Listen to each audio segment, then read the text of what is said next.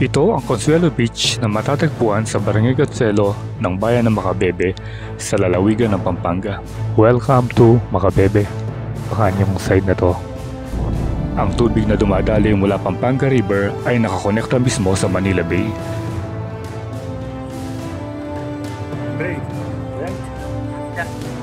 Naging tanyag ito dahil sa ganda ng kanyang mangrove forest.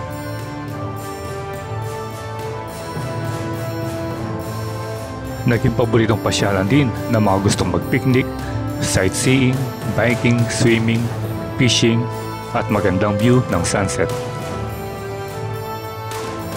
Ngayong araw ay ating pupuntahan upang makita ang rehabilitasyon na ginagawa sa kanyang kalsada dahil nasira ang ilang parte dito matapos tamaan ng mga sunod-sunod na bagyo at sinabayan pa ng habagat. Parang mas malaki yung portion na nasira dito kasi halos 1/3 na nandaan. No?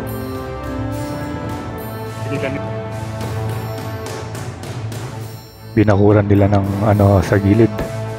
Ito mga 40 feet yata. Titingnan natin ang pinakahuling kaganapan sa pagre-repair ng DPWH sa napaka-importanting kalsadang ito. Kaya tara at samahan niyo kong muli sa aking road update adventure dito sa Pampanga. So, what are you waiting for? Let's get it on!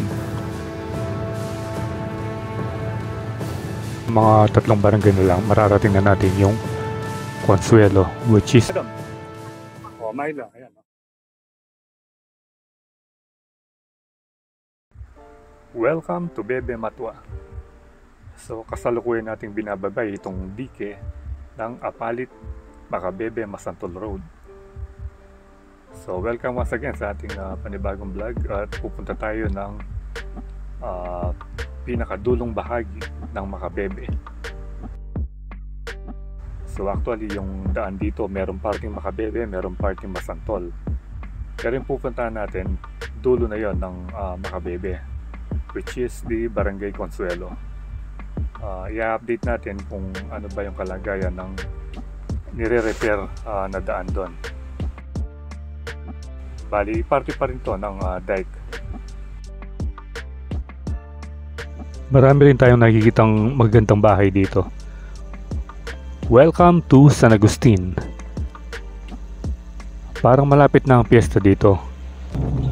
Naalala ko mula nang una tayong pumunta rito, maybe 3 years ago, nang natiyempuan natin yung piyesta ng San Juan at maraming bata sa tabi ng kalsada yung may mga water gun at binabasa yung mga dumaraan.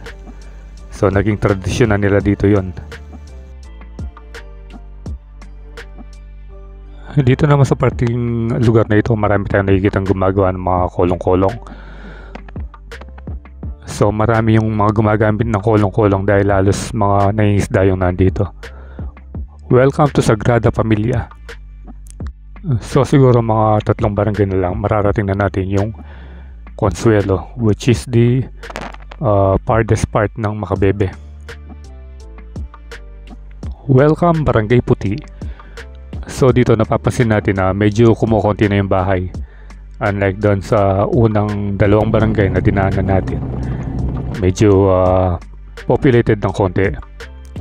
Dito medyo marami ng bakanting lugar, pero mahirap ding magtayo ng bahay dito. Isipin mo, magtatambak ka ng marami bago mo may patayo yung bahay mo, dahil kasi magkabilang bahagi ay puro katubigan.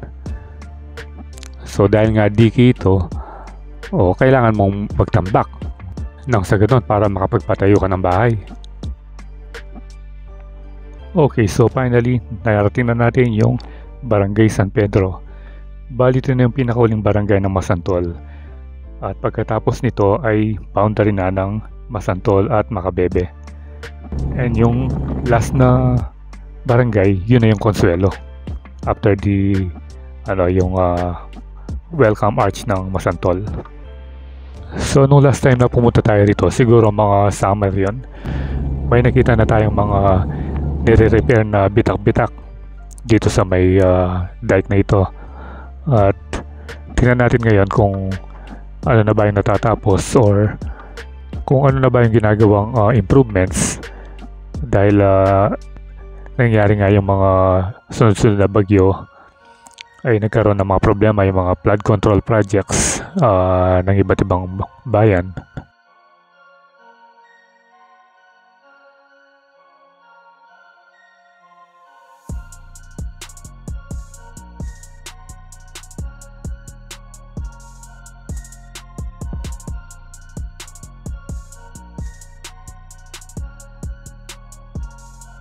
So pag nandito ka, natatanaw mo pa yung isang community dun, no?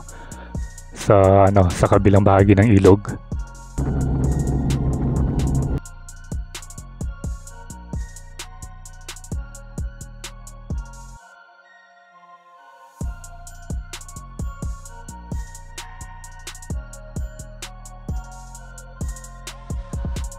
At ayun, natatanaw na natin yung arko. So ito na yung boundary ng Masantol at saka Makabebe. Ayan, no. Welcome to Makabebe. Ayan, meron silang official seal dito. So ito na yung school ng Consuelo. Ayan. Consuelo High School. Ang pinakahuling barangay ng Makabebe. Bago natin marating yung dagat ng Pampanga. Naalala ko tuloy nung may isang nag-comment sa video natin, bakit ko rin sinasabi na may dagat sa Pampanga, wala naman daw dagat. Ang sagot ko naman, subukan yung pasyalan para makita nyo na may dagat talaga sa Pampanga. Dahil nga yung tinutumbok ng Pampanga River ay ang labas nito dun nasa Manila Bay. So doon nagtatagpo, kaya may dagat yung Pampanga. So ito, nakita natin yung isang bitak dito. Ayan, o. Binakuran nila ng sa gilid, mga kawayan. Medyo malaki na rin yan, no? Dahil nga yung hampas ng tubig doon mula doon sa may Pampanga River, siguro nung kasagsagan ng bagyo ay sobrang lakas. Kasi halos dito sa left side yung mga nasira dahil yun nga, katabi mismo ng Pampanga River. Dito sa kabila, mga naman to mga fish pond halos.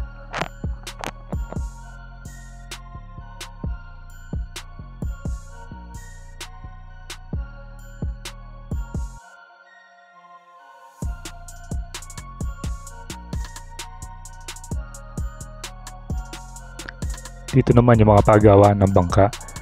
So usong-uso na ngayon yung mga fiberglass. Mas matibay at mas makunat. Ngayon, at saka mahaba yung mga ginagawa nilang bangka rito.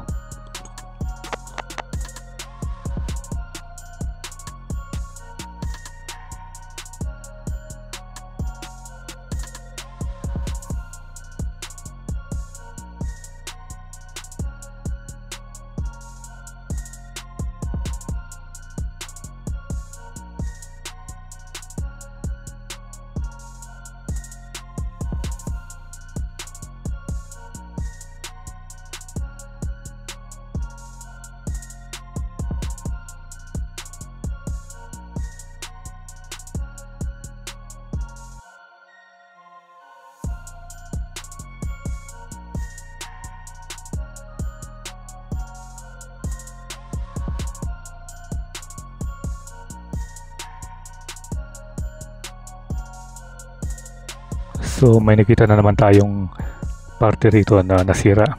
Kaya tingnan muna natin. Ayan, no. Parang mas malaki yung portion na nasira dito kasi halos 1/3 na nandaan, no? Or 1/4, ganun. Tingnan nyo. Delikado dito kung hindi ka sanay mag-drive dito. Kung halimbawa gabi, medyo nakakatakot.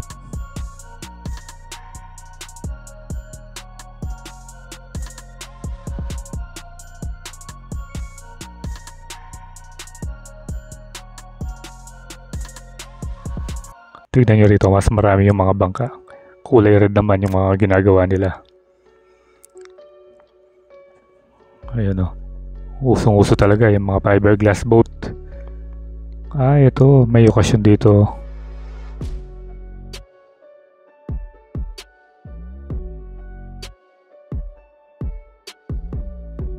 So ito naman yung paraan nila ng pagtambak dito sa may tabi ng dike. So maglalagay sila ng kawayan and then i-cover nila ang tarpaulin bago tambakan. Ayan o, tignan nyo yung pagkakagawa nila. So ganito pala yung style ng pagtambak. Ito, meron pa isa rito. Tignan nyo. Bali magbabaon sila ng mga kawayan. Ito yung and then i-cover nila ng mga tarps. So natatanong na natin dito yung barko ng DPWH. Ito, nasimentuhan na ito. Ito yung sinasabi ko kanina ginagawa nila nung last time tayong pumunta. Yung slope na simentuhan na. Ayan o. Bali na lumapat na ng konti yung daanan. Siguro hanggang dun pa yung gagawin nila. Ito yung latest update dito sa may dike ng Consuelo. Ayan o, tingnan natin hanggang dun. Ito, parang ano ito barge ba ang tawag dito?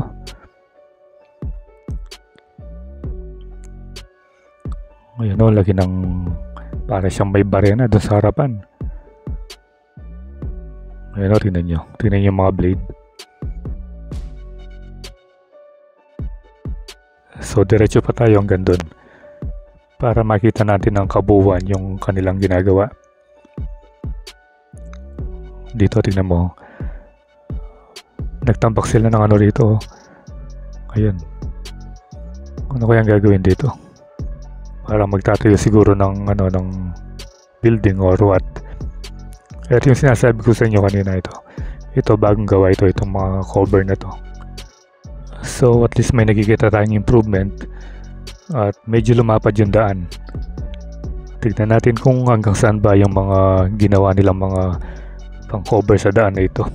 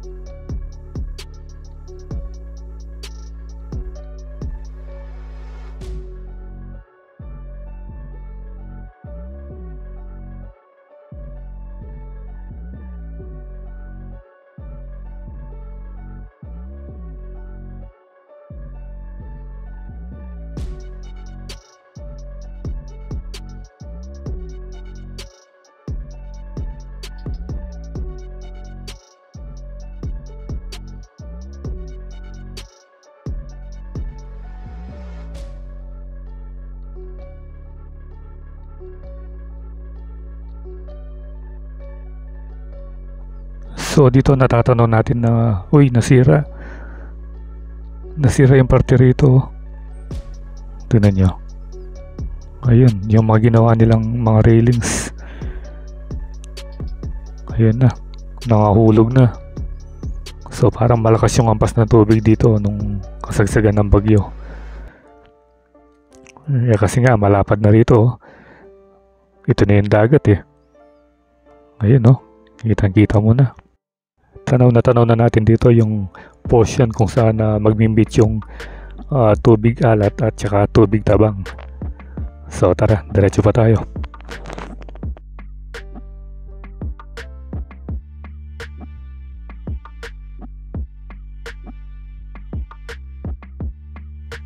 So dito naman marami na silang tinambak at nakabaon na yung mga sheet piles. Ito. Ayan. Gaano ba kahaba yung sheet piles? Parang mga dito, mga 40 feet yata.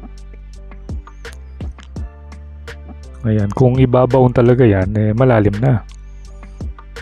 Kung yung buong yan ay ibabaon. Tapos yung matitira parang mga siguro mga 18 to 20 inches yung nakikita nyong nakalabas na yun.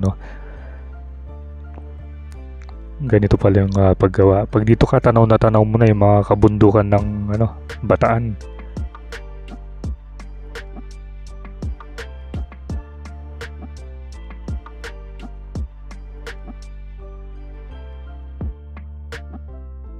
Tingnan nyo yung poster ito, tumabingi na. Ang laki ng ibon, no? Parang yung nakita natin kanina. Ngayon, kaya lang kulay black yung kaninang nakita natin bago tayo nakarating dun sa San Pedro. So, diretso pa tayo.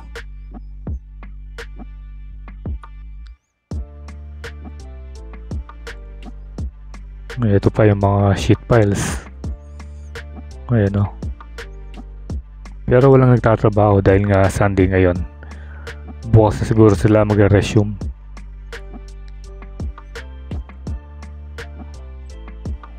Ayan, no? So ito yung update ngayon dito. Dati kasi wala tayong nakikitang sheet piles at hindi pa natatambakan yung side na to. Gaya na nakikita nyo nakatambak na mga batong yan.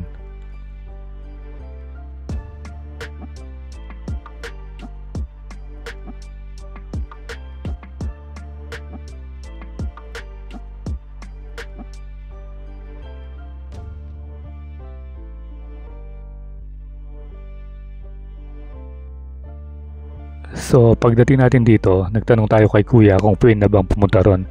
Kasi last time hindi tayo pinadiretso eh. Pero sabi niya hanggang dun sa may station ng army, dun lang pwedeng iwan yung mga motor. So tara, diretso na tayo. Ito yung mga excavator nila, ang lalaki. May signage pala rito, Pampanga River. Ayan.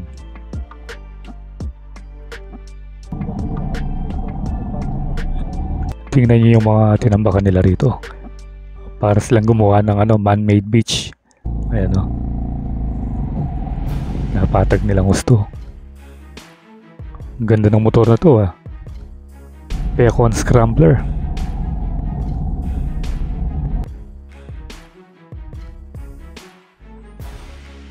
So, diretso pa tayo. Ayan, ay yung mga tinambak na bato.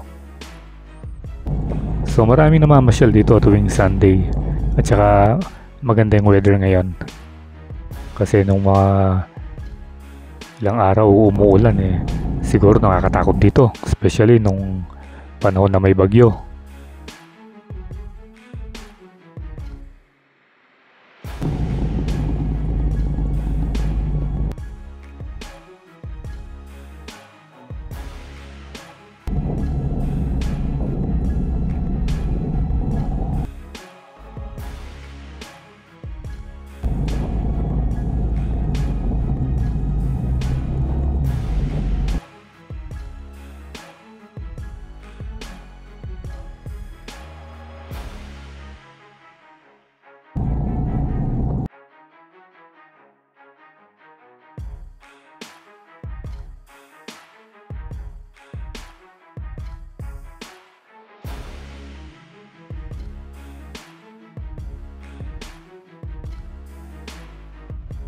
So finally natatanaw na natin yung kampo ng mga Philippine Army.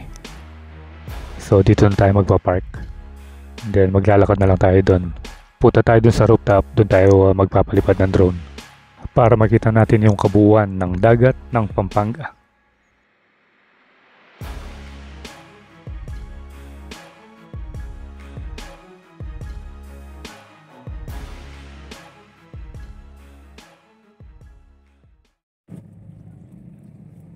DNR Penro, Pampanga. Maputik, oh.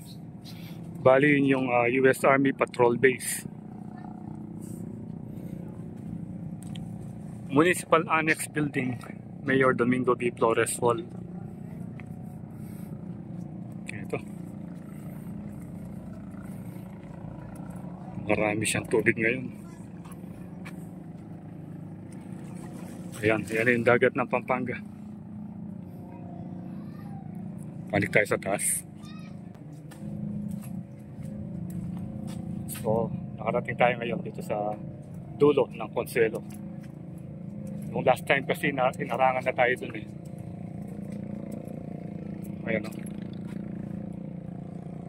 Dagat ng Pampanga. Coast Guard.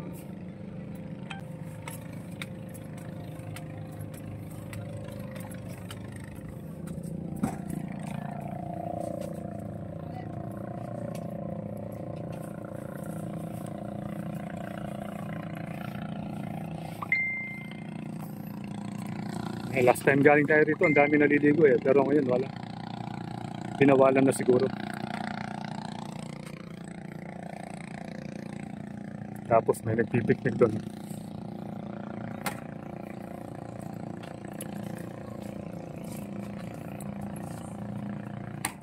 Yun na yung army post.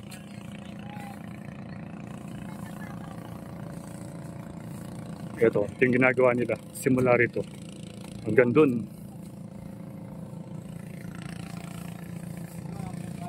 Finally, nakarating tayo dito sa may rooftop. Dito sa dulo ng Concedo. Last time kasi, inarangan na tayo dun. Hindi na tayo pinapasok. So ngayon, dahil Sunday, maraming namamasyal. Oh, shoutout kayo. Pangalan mo?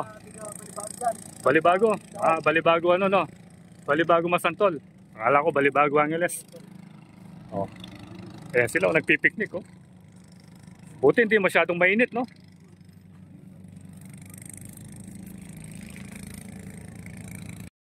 Okay, so nauuaw tayo.